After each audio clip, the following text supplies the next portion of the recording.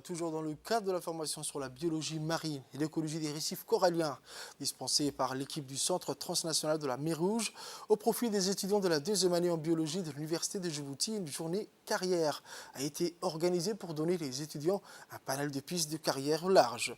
La cinquième journée de l'atelier a été une occasion pour les étudiants de voir et écouter les expériences de plusieurs personnalités du milieu professionnel sur l'écosystème maritime. À cette occasion, plusieurs panélistes issus des institutions de gouvernement chargées dans le domaine maritime et des organisations onusiennes, telles que le ministère de l'Environnement et du Développement durable, le ministère de la Culture et de la Pêche, du CER, du PNUD, de la Garde-Côte, mais aussi de l'IGAD, se sont succédés au micro pour partager leur expérience avec les étudiants.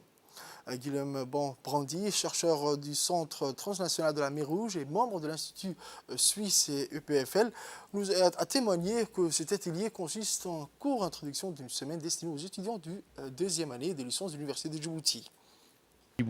Un atelier pédagogique à l'Université de Djibouti pour entamer l'enseignement du milieu marin et du récif corallien de Djibouti aux étudiants de la deuxième année de licence. Et c'est un enseignement qui est très important pour donner à ces étudiants une première connaissance sur l'environnement marin. L'idée, c'est qu'ensuite, on développe en collaboration avec l'Université du Djibouti et tous les acteurs de la conservation des environnements marins à Djibouti, une licence qui mène vers un master, doctorant et professionnalisant, pour que les étudiants puissent participer activement à la protection de l'environnement marin de Djibouti.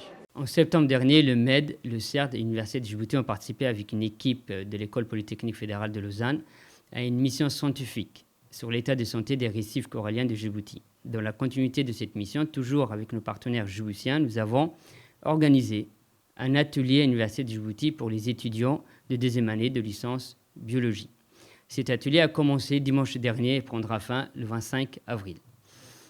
Il comprend des jours de conférences animés par des chercheurs de l'Université de Djibouti, mais aussi des chercheurs qui nous viennent de l'EPFL.